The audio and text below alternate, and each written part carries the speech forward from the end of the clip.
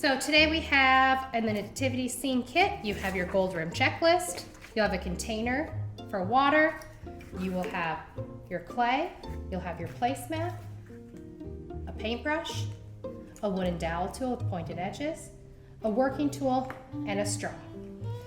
First thing is you're going to want to choose your figures for your nativity scene. You can choose anywhere from 7 to 11 figures, and traditionally in the nativity scene, it always includes Mary, Joseph, baby Jesus in the manger, and then you can add in what other figures that you want. In ours, we used an angel for today. We took a king, we brought in a shepherd, and then some animals right in here, a sheep, a donkey. They could be donkeys or horses. So once you choose which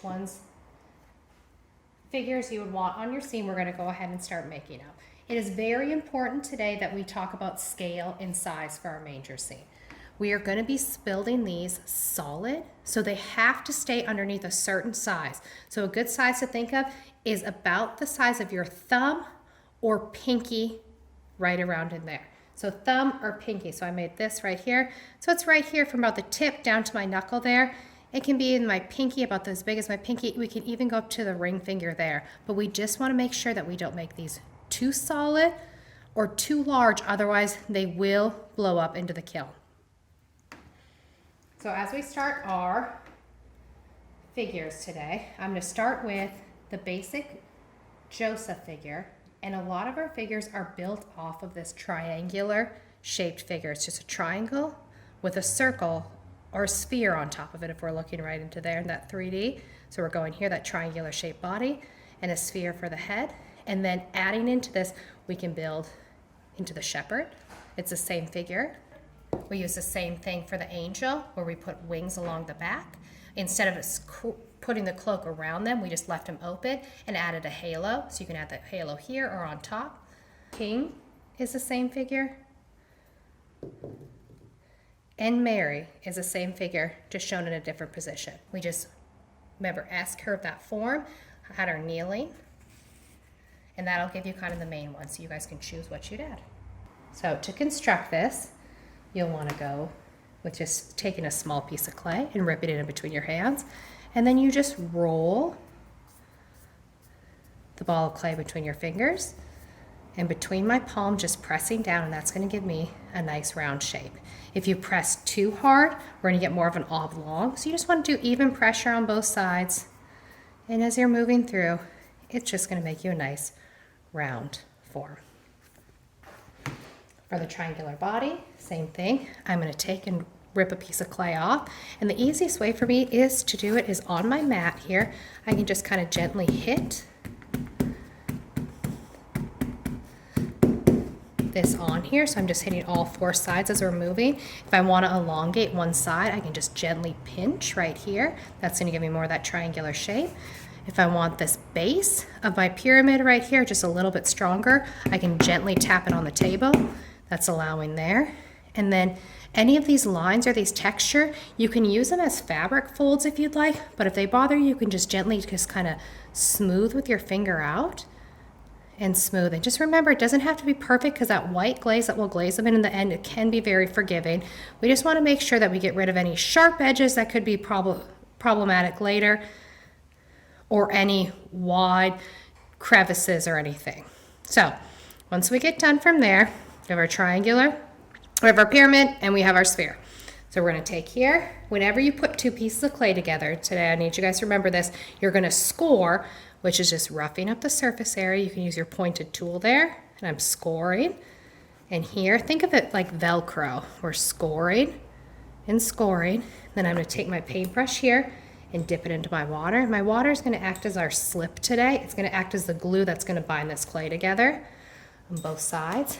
I'm going to take here, and when I press this together, I'm just going to gently wiggle this on, and it's going to create a seal. You know it's going to be a good seal when you see that water kind of oozing out along those seams. That's what we're looking for. You can take your paintbrush here and you can clean up any excess slip that's around those outsides as you move through. to kind of smooth this out. You can also take your working tool here to smooth out any edges as you go. So we have our first figure right there in Joseph. I'm going to do the exact same thing again, making that figure. We'll just speed that up a little bit. So again, I just grabbed a ball of clay. I'm rolling it between my hands like this. I'm gently going to tap it on the table, all sides. Kind of makes it into a rectangle here. I can pinch one end for that triangular shape, knock it on the table again, allowing for my form here. I'll take my head. I'm going to roll it between my fingers. When I take a piece of clay for the head, it's about the size of the top of my thumb. Makes a pretty good one. So by the time when I roll this out in my head, it's about the size of my thumbnail. It's a pretty good size for these. I roll this out. I'm going to score. I'm going to score. I can tamp this down just a little bit just to make that surface a little flatter to help adhere. I'm going to take here and here and push together, and we have another form. Now, these are our starting forms here. We're going to start to add on additions and embellishments to go ahead and start working with figures like the shepherd and the king. So for our shepherd and our king, all I did was I took a small piece of clay here and I just gently pushed this between my fingers, and I just pushed and pushed and pushed. Just flatten with my thumb and my index finger here. I'm just kind of working out, and I want a nice thin piece of clay. I'm just going to keep working. Don't mess with this too much because it's going to start to dry out. If it dries out too much, it's going to want to crack when you go around this form. So you just want to do this, move with this fairly quickly when you're doing your fabrics. So when I get done, I'm going to keep it in this organic shape. You can choose to kind of cut this off if you'd like with your needle tool to make it a little bit more of an exact form, but I kind of think that these folds right through here, you can see those details on there, they make it look more realistic. So I'm going to come here and I'm just going to gently score the back of my figure. I'm going to slip here, and then I'm going to take my cloak here and I'm going to gently wrap around, pressing onto the back here to make sure we've got a good seal and it adheres to it. I can press this out so it kind of looks like it's a cloak or a tail there. And then on the front of it, if I wanted an angel, I could leave these wings out. If I wanted my king figure, I could come in here, kind of push around, and then build a crown for it. It can be an elaborate crown. It could be something as simple as just kind of a cylinder on the top of the head. Anything like that. Remember, you're always scoring and scoring, adding water and slipping. So that'll give me a king form there. I can build a shepherd for that shepherd's hook. We'll take off his little hat here for the king, and we're going to turn him into a shepherd now. I can just roll this out, just rolling these coils out using both hands here. I can come here again. I want to make sure that I score the back of the staff and slip, and then I'm just going to press and adhere on across. This one's a little long for me on this side, so I'm just going to gently tear that off. And you can choose if you want a straight staff or if you want to hook. Okay? So there's an idea for shepherd, there was an idea for the king. Now, as far as it goes for Mary, we're going to start with that same form, or any of your kneeling forms. We're going to start with our same form here. What you're going to want to do is make an S curve with the body. So you'll start down here, and I'm going to take over here where the knees are the bottom of the feet. I'm just going to press that on the table. Then I'm going to move the body back up again. And then I'm going to take the head and push it forward. So you can almost see it's a letter S moving down. If you look right here from the head, moving down, it's a slight S. So we'll do that one more time just so we can kind of get a look for it.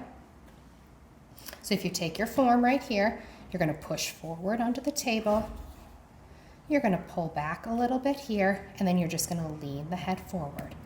Again, that gives you a nice S. As you see, it's a little top heavy, so it's going to want to fall down. So what I'm going to have you do is just gently tap on the table, bringing that center of gravity back to this back half of it so it's able to stand on its own.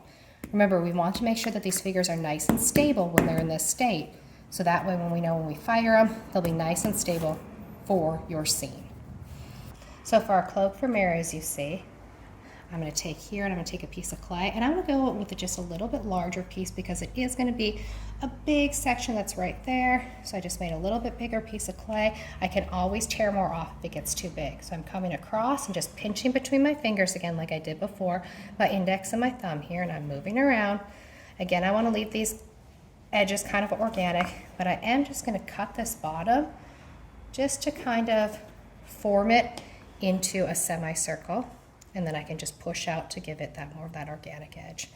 Again, I'm going to take here and I am going to score the back of the head here, and again at the back of the spine or the base there. I'm going to take here, I'll use my water and my paintbrush, coming in here, I'm gently going to place the cloth over. I want it to kind of cover and come all the way around her, so I'm pushing just around the neck right there. I'm pushing here, pushing around the back, and then deciding how long I want it.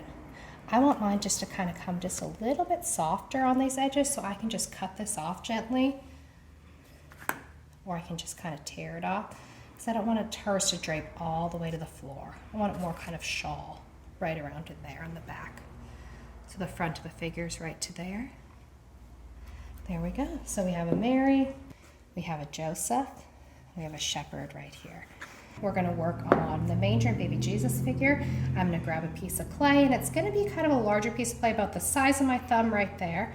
And I'll just kind of roll it into an elongated tube right there. Then I'm just going to press out and start my manger.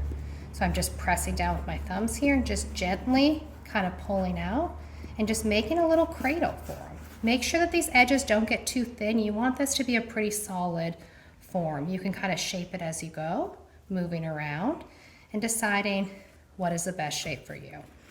Now for the form of baby Jesus here, I'm just going to take and I'm going to make kind of a triangular shape here. I just rolled this between my hands right here, and I'm going to pinch this off of the bottom, this coil here, to make the bottom of the swaddle, and I'm just triangulating it, making that strong triangle kind of at the bottom. Now for the head, I'm going to do a separate piece for the head. I think his body's a little long for the manger, so I'm just going to cut some of this off right here and pat this down, and I can actually use that part for the head. So I'll roll this around. I can score and score. And using my water here, I'll slip and press together. And then I can make the fabric folds right here. If you'd like to make some definition, I can just come across with my tool here and just pressing down. I'm just going to make that look more like a blanket. So when I place them in the manger, I want to place them in the manger first and kind of take a look and make sure I like the size and the scale before I put him and adhere him into the manger. So it is important that you slip and score him, so in transport back to the studio, that we don't kind of lose this. So we want to make sure that he is one piece with the manger. So I'm going to come here and I'm going to score the back, score the manger. I'll use my water and I'll slip and press in. Okay, the last form that we're going to talk about today is animals for your scene. So I'm just going to show you kind of how to make a donkey, and then using that same form and adding coils on top, we will make a little sheep or a lamb. So for here, I'm going to take about a piece of clay about the size of the top of my thumbnail here, and I'm going to roll it around and kind of get an elongated, large jelly bean shape here. Now I'm going to take my head, and I'm going to move here, and I'm not going to make a round head. I'm going to make an elongated triangle here to kind of match the shapes of their heads naturally. So I'm right here, and all I did was I took my clay, same way that I'm making my heads for my other forms. I started there, but just on this edge here, I just pinched with my thumb and index finger and elongated it out to start making a triangular form. I'm going to score on both sides. I'm going to score here, and I'm going to slip to attach.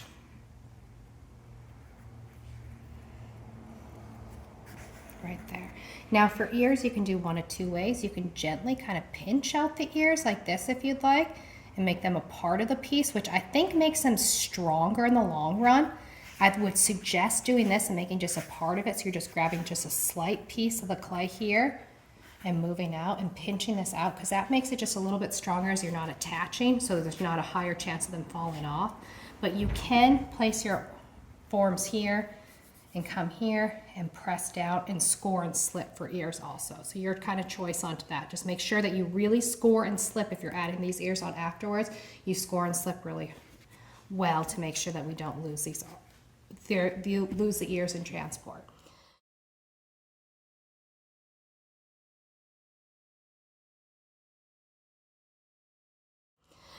Now if you wanted to make the lamb onto here, that's just a basic animal form, and you can add whatever you want. So for the lamb, I just took my coils here and I rolled it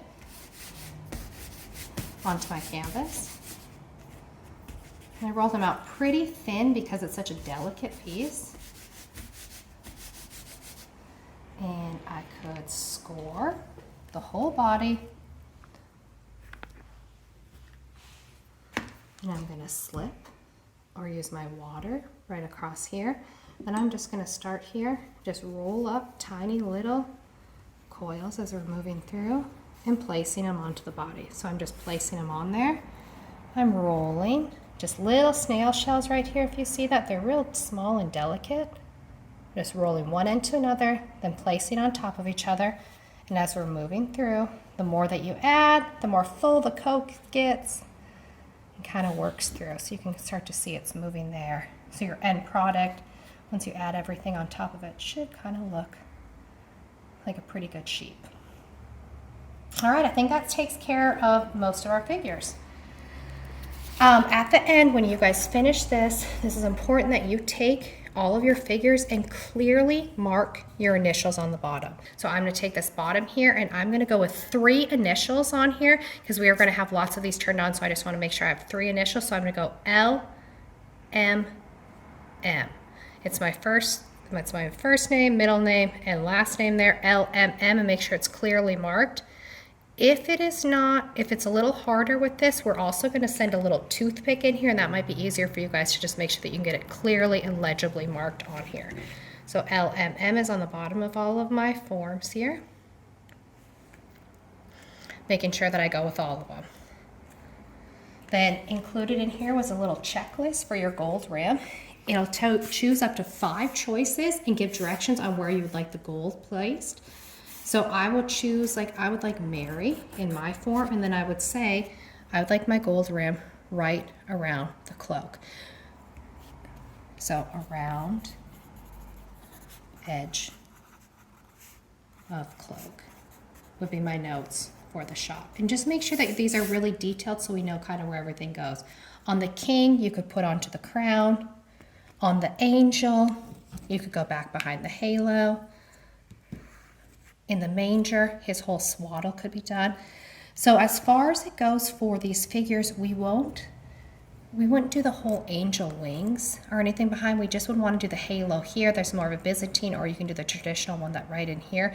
But they're just edges and accents. So we wouldn't go as something where we do like the whole cloak of the shepherd or anything. We just want to make sure that we're just accenting our pieces as we take away, because otherwise the gold isn't that successful on large scale areas. It looks a little streakier, so we just want to accent these.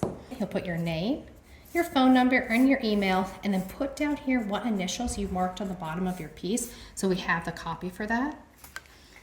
You'll get the box that your kit came in is the one is returned to the studio. So when you get done, you'll have some paper in there, and you'll want to return these figures wet to the studio. It's very important that we return them wet, because otherwise they might just be a little fragile.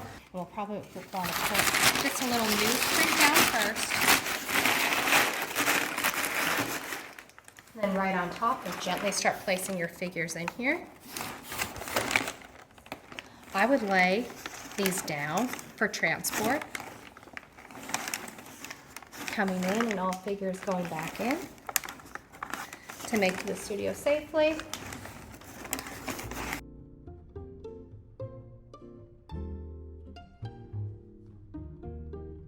I'm gonna slide my checklist into here, fold it in, so we're just gonna make sure we have it, and I'll return it directly to the studio.